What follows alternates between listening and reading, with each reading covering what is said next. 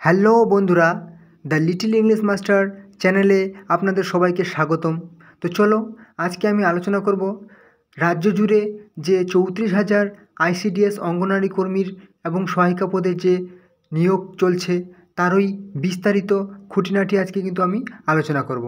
তোমরা কবে থেকে আবেদন করতে পারবে, কবে লাস্ট ডেট, যদি কোনো ভুল হয়ে থাকে আবেদনপত্রে তোমরা কিভাবে এডিট করতে পারবে এবং কীভাবে নিয়োগ পদ্ধতি আছে, মানে তোমাদের লিখিত পরীক্ষা আছে নাকি ইন্টারভিউ আছে এবং কারা আবেদন করতে পারবে, কত বয়স লাগছে, আর কী এলিজিবিলিটি ক্রাইটেরিয়া লাগছে, সমস্ত কিন্তু আজকে আমি আলোচনা করে দেব। ওকে, তোমরা একে একে ভিডিওটি ধীরে ধীরে দেখতে থাকো। ওকে, তো চলো আমাদের প্রথমত কি বলেছে, আমাদের প্রথমত কি করতে হবে আবেদন করতে গেলে। সর্বপ্রথম আমাদেরকে কি করতে হবে, 1 নম্বরে দিয়েছে কি registration. Okay, register your mobile number, আপনার মোবাইল নাম্বারটা কিন্তু রেজিস্টার করতে হবে। ওকে, আপনার মোবাইল নাম্বারটা দিতে হবে, তারপর ওখানে ওটিপি যাবে, সেখানে আপনার পাসওয়ার্ড চলে যাবে। হ্যাঁ, এবার পাসওয়ার্ড যাওয়ার পর আপনাকে পুনরায় ওখানে গিয়ে ওয়েবসাইটে ঢুকে আপনাকে পাসওয়ার্ড টাইপ করতে হবে, মোবাইল নাম্বার টাইপ করতে হবে, তারপর আপনাকে select post and vacancy category click করতে হবে। নাম্বার 3তে কী বলেছে, fill up all mandatory fields of the application form, যেখানে স্টার মার্ক দেওয়া আছে লাল লাল করে, সেগুলো ম্যান্ডেটরি মানে একদম বাধ্যবাধকতা, আপনাকে ওগুলো ফিল আপ করতেই হবে, সেগুলো অবশ্যই আপনি ফিল আপ করবেন। নাম্বার 4-এ কী বলেছে, upload recent passport sized photograph and signature, আপনার রিসেন্ট পাসপোর্ট সাইজের ফটো এবং সিগনেচার সেগুলাকে আপলোড করতে হবে। 5 নম্বরে কী বলেছে, view and check application form, আপনি একবার সাবমিট করার আগে কী করবেন, আপনার অ্যাপ্লিকেশন ফর্মটি ভালো করে দেখে নেবেন। ওকে, লাস্টে কী করবেন, ফাইনাল সাবমিট অপশানে ক্লিক করবেন এবং কি পেয়ে যাবেন, একটি গেট অ্যাপ্লিকেশন নাম্বার, আপনি একটা অ্যাপ্লিকেশন নাম্বার পেয়ে যাবেন কিন্তু। ওকে, সেই অ্যাপ্লিকেশন নাম্বারটি দিয়ে আপনি কি করবেন, আবার লগ ইন করে নেবেন। একবার লগ ইন করার পর ডাউনলোড পিডিএফ ফর্ম, আপনার যে অ্যাপ্লিকেশন করলেন সেই অ্যাপ্লিকেশন ফর্মটা ডাউনলোড করে নেবেন। তো চলো আমি দেখিয়ে দিচ্ছি তোমরা কারা কারা আবেদন করতে পারবে, কারা আবেদন করতে পারবে না, এবং পরীক্ষা কীরকম হবে, পদ্ধতি হবে, ঠিক আছে, যোগ্যতা কী লাগছে, বয়স কত লাগছে, সবই আমি কিন্তু আজকে আলোচনা করে দেবো। তো চলো, এই যে এখানে সব নোটিফিকেশান আছে, আমি বলছি, দাঁড়াও। প্রথমত বলে দিই তোমাদেরকে, ফটো আপলোড করার ক্ষেত্রে কী তোমাদেরকে নিয়ম অনুসরণ করতে হবে। প্রথমত কি বলেছে, ফটোগ্রাফ 180 পিক্সেল থেকে 230 পিক্সেল লাগবে। ওকে, মানে ওয়াইড 180 পিক্সেল, হাইট হচ্ছে 230 পিক্সেল, কেবি হচ্ছে 25 থেকে 50 কেবির মধ্যে লাগবে।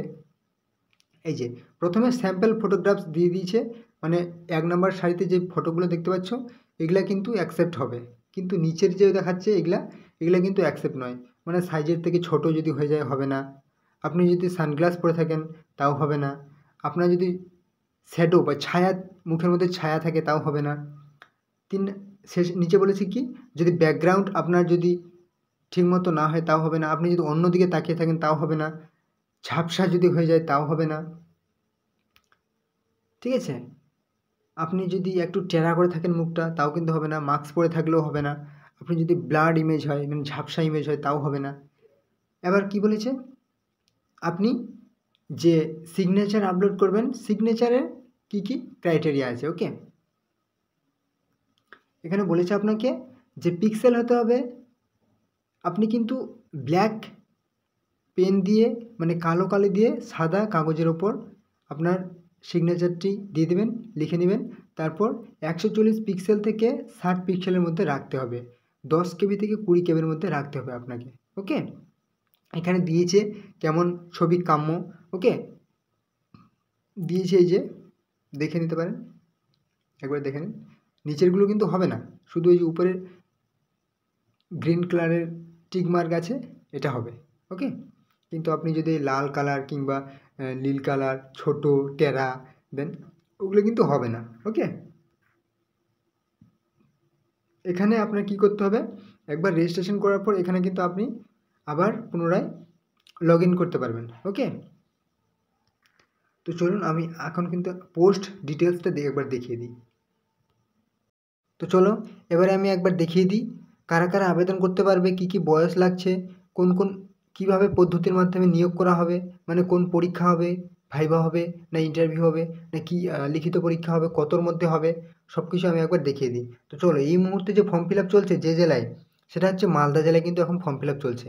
ওকে, আর 1 তারিখ থেকে কিন্তু শুরু হয়েছে মার্চ মাসের, 31 তারিখ কিন্তু লাস্ট ডেট আছে। ওকে, তো মালদা জেলায় ফর্ম ফিল আপ চলছে। আর তোমরা যারা যারা ভিডিওগুলো দেখছো, কোন কোন জেলায় বসবাস করো, তোমাদের কিন্তু কবে ফর্ম ফিল আপ শুরু হবে সমস্ত কিন্তু আমি আপডেট জানিয়ে দেবো। তো তোমরা যারা নতুন আছো ভিডিওটি দেখছো, অবশ্যই চ্যানেলটি সাবস্ক্রাইব করে রাখবে, তাহলে আরও গুরুত্বপূর্ণ আপডেট পেয়ে যাবে। তোমাদের জেলায় কবে ছাড়ছে সেই আপডেটটাও তোমরা পেয়ে যাবে। ওকে, তো চলো এই মুহূর্তে দেখতে পাচ্ছ মালদা জেলার বিভিন্ন ব্লকের নিয়োগ করা হচ্ছে এই মুহূর্তে।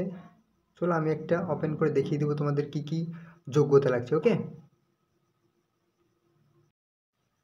তো চলো এই মুহূর্তে আমি পশ্চিমবঙ্গ সরকারের আন্ডারে যে মালদা জেলার গাজল ব্লকের যে বিভিন্ন শূন্যপদ বেরিয়েছে তার ওই বিজ্ঞপ্তি আমি ওপেন করে নিয়েছি।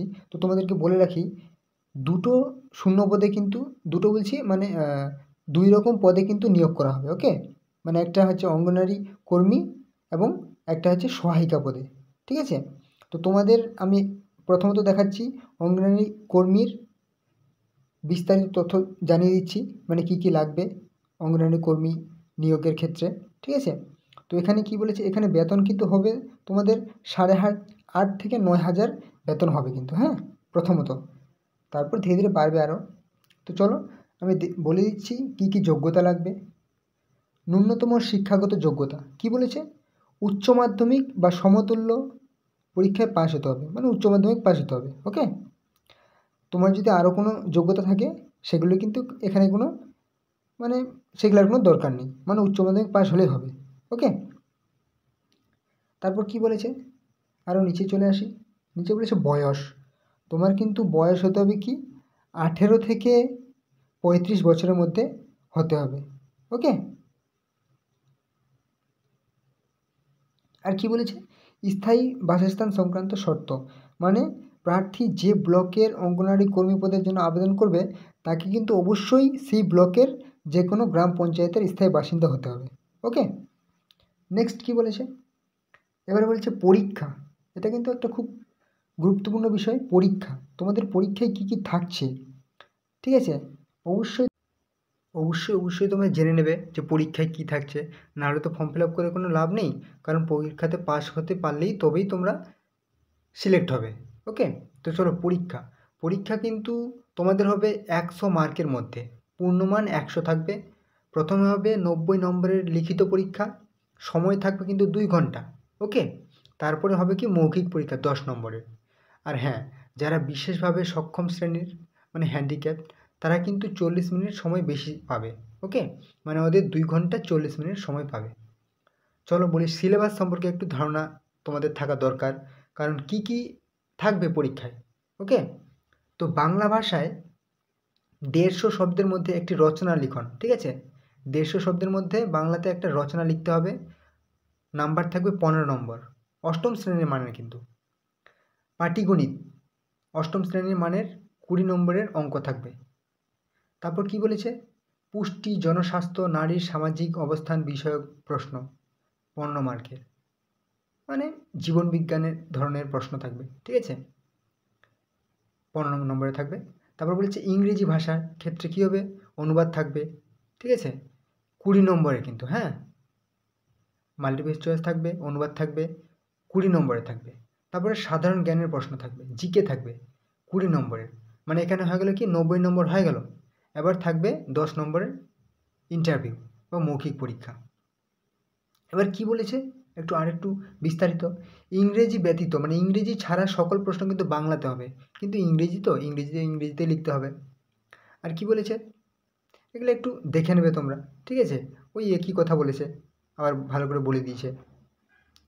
আর এখানে বলে দিয়েছে যে চূড়ান্ত তালিকা কিন্তু তোমাদের মানে তোমাদের সিলেকশন হবে কিসের মাধ্যমে? লিখিত পরীক্ষায় পাওয়া নাম্বার এবং মৌখিক পরীক্ষায় পাওয়া নাম্বার দুটোই যোগ হয়ে কিন্তু তোমাদের সিলেকশন হবে। ওকে, মানে তোমাদের নিয়োগ করা হবে। তো চলো, তেমন আর নিচে কোনো গুরুত্বপূর্ণ সেরকম কিছু নেই, একবার তোমরা দেখে নেবে, চোখ বুলিয়ে নেবে। এখন কিন্তু চলছে কিন্তু মালদা জেলার ফর্ম ফিল আপ চলছে। দেখতে পাচ্ছ মার্চ মাসের 1 তারিখ থেকে শুরু হয়েছে, 31 তারিখ লাস্ট ডেট। তোমরা অবশ্যই ফর্ম ফিল আপটি করে নেবে। আর অন্যান্য জেলাতে যারা বসবাস করো অবশ্যই আমাকে কমেন্ট বক্সে জানাবে, চ্যানেলটি সাবস্ক্রাইব করে নেবে। আমি কিন্তু তোমাদেরকেও ঠিকমতো জানিয়ে দেবো কবে থেকে ফর্ম ফিল আপ তোমাদের জেলায় শুরু হবে। তো মালদা জেলার আন্ডারে যারা আবেদন করেছো এবং অ্যাপ্লিকেশন ফর্মে কিন্তু ভুল হয়ে গেছে, তারা কিন্তু এডিট করতে পারবে। চিন্তার কোনো কারণ নেই যে ভুল হয়ে গেছে মানে আমার আবার কি হবে, আর তো হবে না। চিন্তার কোনো কারণ নেই, তোমরা এডিট অপশন পেয়ে গেছো। ওকে, তো এখানে কি লেখা আছে? লেখা আছে সমস্ত আবেদনকারীদের এত দ্বারা জানানো হচ্ছে যে আপনার আবেদনপত্রে কোনো ত্রুটি বা অমিল থাকলে আপনি তা সম্পাদনা করতে পারবেন। সম্পাদনা বিকল্পটি 1 এপ্রিল থেকে 10 এপ্রিল 2024 পর্যন্ত খোলা থাকবে। তো এই মুহূর্তে কিন্তু মালদা জেলায় ফর্ম ফিল আপ চলছে, আর যাদের ভুল হয়ে যাবে তারা কিন্তু 1 এপ্রিল থেকে 10 এপ্রিলের মধ্যে কিন্তু এডিট করতে পারবে, সংশোধন করতে পারবে। ওকে, তো তোমরা যারা বললাম অন্যান্য জেলায় বসবাস করো অবশ্যই চ্যানেলটি সাবস্ক্রাইব করে রাখবে তোমাদের, আর পারলে কমেন্ট করে জানিয়ে দেবে তোমাদের কোন কোন জেলায় বসবাস করো। আমি তোমাদের জন্য কিন্তু সেপারেট ভিডিও এনে দেবো এবং জানিয়ে দেবো কবে থেকে তোমাদের জেলাতেও ফর্ম ফিল আপ শুরু হবে। ওকে, আরও কোনো জিজ্ঞাসা থাকলে তোমরা আমাকে জানাবে। তো চলো, ভালো থেকো, অল দ্য বেস্ট, ভালো করে প্রিপারেশান নাও। অবশ্যই এবারে অনেক সংখ্যক ভ্যাকেন্সি থাকছে কিন্তু, ঠিক আছে? 34,000, এখানে নয় কিন্তু, এটাই সুযোগ। এই সুযোগ হারালে কিন্তু আর জীবনে আশা করতে পারবে না। 5 বছর পর আবার কবে আসবে তার কোনো ঠিকানা নেই। বুঝতেই পারছো, এই সরকার নিজের চেয়ার বাঁচাতে কিন্তু তোমাদের জন্য চেয়ারের ব্যবস্থা করে দিচ্ছে। ওকে, এটা কথাটা তিক্ত হলেই কিন্তু কথাটা কিন্তু একদম সত্য কথা। তোমরা নিজের চেয়ারগুলোকে কীভাবে বাঁচাবে তোমাদের দায়িত্ব। ওকে, কীভাবে নিজের জন্য চেয়ার একটা করে জোগাড় করবে। চলো।